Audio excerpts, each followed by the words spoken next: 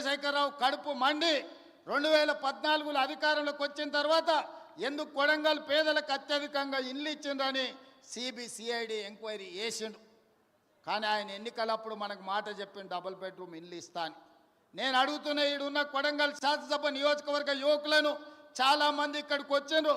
మీ గ్రామాలలో ఎవరికైనా double bedroom ఇల్లు వచ్చిందా? ఎవరికైనా వచ్చిందా? మొత్తం మన నియోజకవర్గంలో కూడా ఏ ఒక్కరికొక్క డబుల్ బెడ్రూమ్ ఇల్లు ఇయ్యలే. ఊరికో కోడి ఇంటికో ఈక కూడా ఆనాడు ప్రభుత్వం ఇవ్వలేదు. కానీ ఈనాడు ఈరోజు ఈ వేదిక మీద నుంచి చంద్రవంచలో ఉన్న పేదవాళ్ళందరికీ ఇందిరమ్మ ఇల్లు ఇవ్వడమే కాకుండా ఈ శాసనసభ నియోజకవర్గంలో మార్చి 31 తారీఖు లోపల 3500 ఇందిరమ్మ ఇల్లు పేదవాళ్లకు ప్రతి వాడికి 5 లక్షల రూపాయలు ఉచితంగా ఇందిరమ్మ ఇల్లు కట్టుకోవడానికి మనం రాబోయే 2.5 నెలల్లో కొడంగల్ శాసనసభ నియోజకవర్గంలో ఇండ్లు మనం ఇచ్చుకోబోతున్నాం. ఇవి సరిపోవు. ప్రతి సంవత్సరం సరాసరిగా 4000 ఇండ్లన్నా ఇచ్చి రాబోయే 4 ఏళ్ల 15 నుంచి 20,000 ఇందిరమ్మ ఇండ్లు కొడంగల్ శాసనసభ నియోజకవర్గంలో ఇచ్చి ప్రతి పేదవాడిని ఒక ఇంటి వాడిని చేసే బాధ్యత ఈరోజు నేను తీసుకుంటా మీ సోదరుడిగా. ఈరోజు మీరు అండగా నిలబడి మీరు ఆశీర్వదించి ఇక్కడ శాసనసభ్యుని చేస్తే తెలంగాణ రాష్ట్రానికి ముఖ్యమంత్రి అయినా మరి అలా నా బాధ్యత ఉంది. ఇక్కడున్న ప్రతి పేదవాడికి ఇందిరమ్మ ఇల్లు ఇవ్వాలి. రాబోయే 4 ఏళ్లలో 15,000 నుంచి 20,000 ఇల్లు ఒక్క కొడంగల్ శాసనసభ నియోజకవర్గంలోనే ఇచ్చి ఇక్కడి పేదవాళ్ళను ఆదుకునే బాధ్యత నేను తీసుకుంటాను. ఈ సందర్భంగా చెప్తున్నా. ఇవాళ రేషన్ కార్డులు ఎక్కడికి పోయినా పేదలు మాకు రేషన్ కార్డు లేదంటున్నారు. చంద్రశేఖరరావు గారు గొప్ప మేధావి, 80,000 పుస్తకాలు చదివిండు. వాళ్ళ కొడుకేమో అమెరికాలో చదువుకున్నా అంటాడు. 80,000 పుస్తకాలు చదువుకున్నాయన కానీ అమెరికాలో కంప్యూటర్ చదివొచ్చిన ఆయనకు ఈ తెలంగాణ రాష్ట్రంలో ఉన్న పేదలకు రేషన్ కార్డు ఇవ్వాలనే కనీస జ్ఞానం లేదు. 10 ఏళ్ళు ఎదురు చూసిన రేషన్ కార్డులు ఇవ్వలే. అందుకే ఇవాళ ప్రతి గ్రామంలో ఉన్న పేదవాడికి రాష్ట్రం మొత్తంలో 30-40 లక్షల కుటుంబాలకి ఇవాళ రేషన్ కార్డులు లేని ప్రతి వాళ్లకు రేషన్ కార్డు ఇవ్వాలని మన ప్రభుత్వం నిర్ణయం తీసుకున్నది. రేషన్ కార్డు ఇచ్చిన ప్రతి వాడికి సన్న బియ్యం పంచే కార్యక్రమాన్ని కూడా మన ప్రభుత్వం తీసుకుంటుంది. ఇవాళ రేషన్ కార్డు అనేది పేదవాడి యొక్క గుర్తింపు. ఆధార్ కార్డు ఎట్లనో రేషన్ కార్డు కూడా అట్లనే. ఎక్కడికి పోయినా ఏమున్నా లేకపోయినా పేదవాడిని అధికారులు రేషన్ కార్డు ఉందా అని అడుగుతారు. మరి ఇవ్వాల్సిన అధికారులు గత ప్రభుత్వం 10 ఏళ్ళు రేషన్ కార్డులు ఇవ్వలేదు. అందుకే ఇవాళ మనం ప్రతి గ్రామంలో గ్రామ సభలు పెట్టి గ్రామ సభల ద్వారా మన దగ్గర ఉన్న సమాచారాన్ని ఇవ్వడమే కాదు, రేషన్ కార్డులు రాని వాళ్ళను వివరాలు లేని వాళ్ళను గ్రామ సభలల్లో మీ వివరాలు ఇవ్వండి, మీ అందరికీ రేషన్ కార్డులు ఇస్తామని చెప్పి మన ప్రభుత్వ అధికారులను గ్రామాలకు పంపించినాం.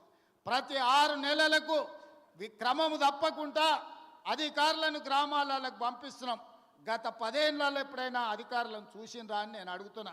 ఎప్పుడైనా చూసిండ్రా? కలెక్టర్లను చూసిండ్రా? ఆర్డీఓలను చూసిండ్రా? ఎంఆర్ఓలను చూసిండ్రా? అధికారులు ఎవరైనా మన గ్రామాలకు వచ్చిండ్రా? ఇప్పటికే 3 సార్లు మనం గ్రామ సభల ద్వారా గ్రామాలకు అధికారులను పంపించి ప్రజల దగ్గరికి పంపించి ప్రజా పరిపాలనలో ప్రజలకు మీరు జవాబుదారీతనంగా ఉండాలి, ప్రజలకు వెళ్ళి వివరించండి అని చెప్పి ప్రతి అధికారిని గ్రామ బాట పట్టించినాం. గతంలో పని కావాలంటే ఫామ్ హౌస్కు పోవాల్సి ఉండే, కానీ ఇప్పుడు ఆ విధానం మార్చినాం. ప్రజల దగ్గరికే అధికారులను పంపించినాం, ప్రజల దగ్గరికే ఎమ్మెల్యేలను పంపించినాం, ప్రజల దగ్గరికే మంత్రులను పంపించినాం, ప్రజల దగ్గరికే ఈరోజు ముఖ్యమంత్రి కూడా వచ్చిండు. ప్రజలే రాజులు, ప్రజలే పాలకులు. ప్రజల దగ్గరికి ప్రభుత్వ అధికారులైనా మంత్రులైన ముఖ్యమంత్రులైన ప్రజల దగ్గరికి వెళ్ళాల్సిందే, ప్రజల ముందు నిలబడాల్సిందే అని మన ప్రభుత్వం వచ్చినాక మార్పు తీసుకొచ్చినాం. అందుకే ఇవాళ చీఫ్ సెక్రటరీ నుంచి మొదలు పెడితే రాష్ట్ర స్థాయిలో ఉన్న ప్రతి అధికారి, జిల్లా స్థాయిలో ఉన్న కలెక్టర్లు, హౌసింగ్, రెవెన్యూ అన్ని డిపార్ట్మెంట్ల అధికారులు ఇవాళ చంద్రవంచ గ్రామానికి వచ్చిన ఒక మారుమూల ప్రాంతంలో అంటే ఇది ప్రజల కోసం తీసుకొచ్చిన మార్పు. ఇది ప్రజా పరిపాలన అంటే. ఫామ్ హౌస్లో ఉండి గడీలలో బండి ఈరోజు 10 ఎకరాలలో భవంతులు కట్టుకొని పరిపాలన చేస్తామంటే కుదరదు. ప్రజల దగ్గరికి వెళ్ళాల్సిందే. ప్రజలు అడుగుతారు, ప్రజలు కడుగుతారు, ప్రజలకు జవాబు చెప్పాల్సిందే అని చెప్పి ఇవాళ ప్రభుత్వాన్ని ప్రజల దగ్గరికి పంపించినాం. అందుకే రాష్ట్రంలో ఉండే అధికారులు మొత్తం ఇవాళ కొడంగల్ శాసనసభ నియోజకవర్గం చంద్రవంచ గ్రామానికి వచ్చిందంటే ఆ వివరాలు లేవు అని కొంతమందిని ఉసిగొల్పి కొన్ని గ్రామాలల్లో చిల్లర మల్లర పంచాయతీ పెట్టాలని చూస్తున్నారు. నేను ఒకటే విజ్ఞప్తి చేస్తున్న, తెలంగాణ రాష్ట్రంలో ఉండే దాదాపుగా 12,000 పైన గ్రామ పంచాయతీలలో జరిగిన గ్రామ సభలలో పాల్గొన్న వాళ్ళకు అధికారులే మీ దగ్గరకు వచ్చింది. అధికారులు మీ వివరాలు రాసుకుంటున్నారు.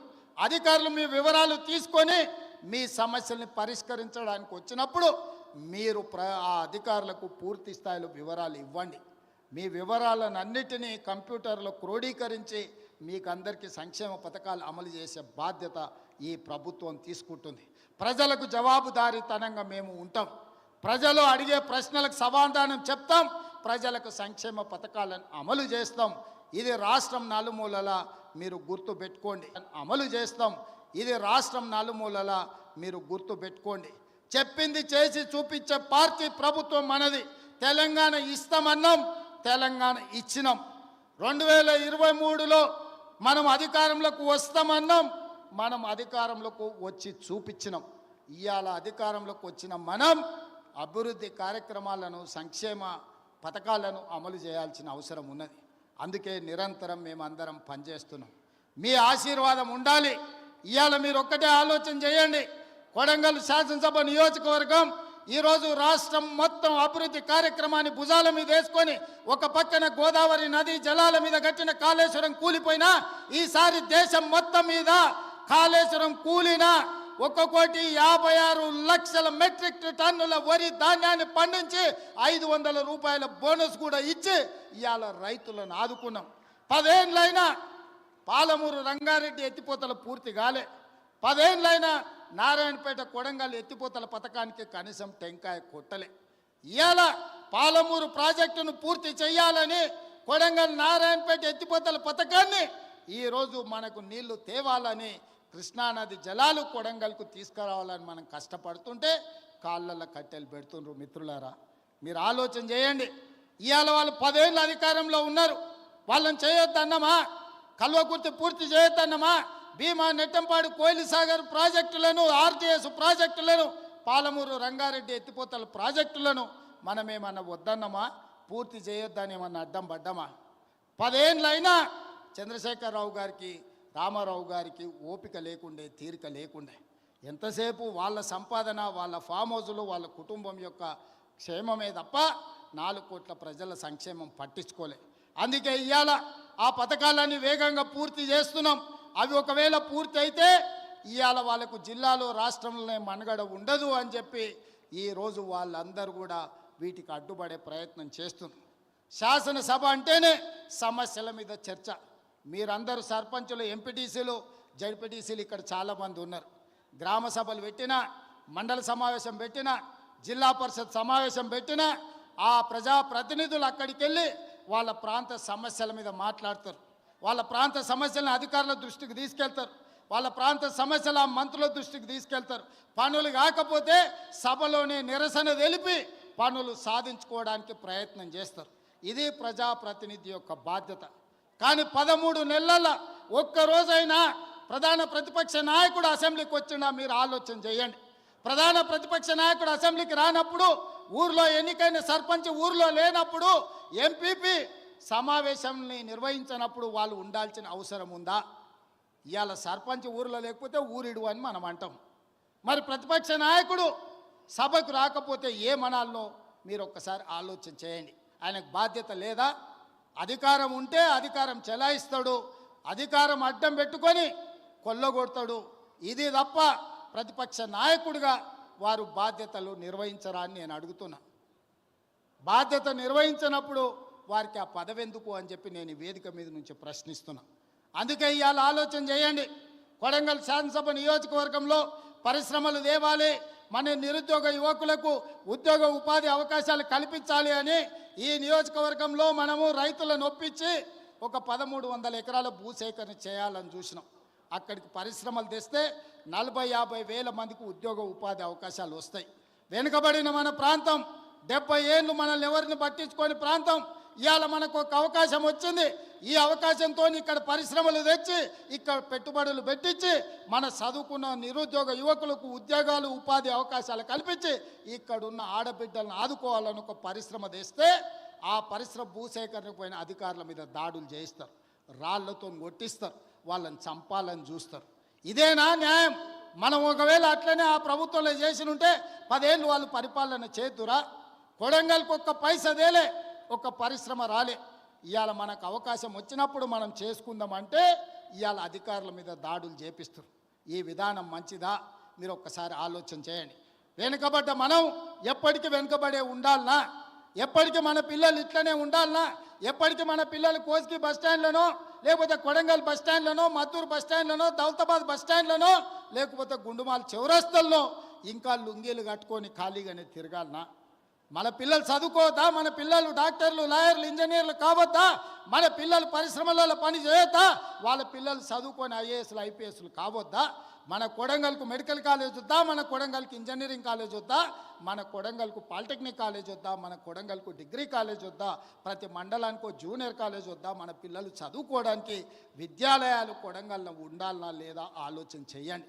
చదువుకోవడానికి మన పిల్లలకు విద్యాలయాలు ఉండాలని, చదువుకున్న మన పిల్లలకు ఉద్యోగ ఉపాధి అవకాశాలు రావాలని ఆ పరిశ్రమలను తీసుకొచ్చే ప్రయత్నం నేను చేస్తుంటే చంద్రశేఖరరావు ఆయన మనుషులు మనకు అడ్డం పడి ఎట్లయినా కొడంగల్ను ముంచాలని ఇవాళ కొడంగల్ అభివృద్ధికి అడ్డం పడుతున్నారు. మీరందరూ సహకరించండి, మీరందరూ ఆలోచన చేయండి. నేను రాష్ట్రం నలుమూలలో తిరిగినా ఈ శాసనసభ నియోజకవర్గంలో మీకు అండగా తిరుపతి రెడ్డి గారు ఎప్పుడు అందుబాటులో ఉంటాడు. మీకు ఏ కష్టం వచ్చినా, ఏ సందర్భం వచ్చినా, ఏ పదవి ఉన్నా లేకపోయినా మీకోసం ఎప్పటికప్పుడు ఎవరికి ఏ కష్టం వచ్చినా, ఏ ఇంట్లో పెళ్ళున్నా, ఏ ఇంట్లో ఏ ఇబ్బంది ఉన్నా మా సోదరుడు మీకు అండగా నిలబడ్డాడు. ఆయన రామారావు అంటున్నాడు ఏం పదవి ఉందని. నేను అడుగుతున్నా దిక్కుమాలినోని, మీ అన్నదమ్ములలో ఉన్నోళ్ళందరికీ పదవులు తీసుకున్నావు. ఆయన నీ సడ్డకుని కొడుకుకి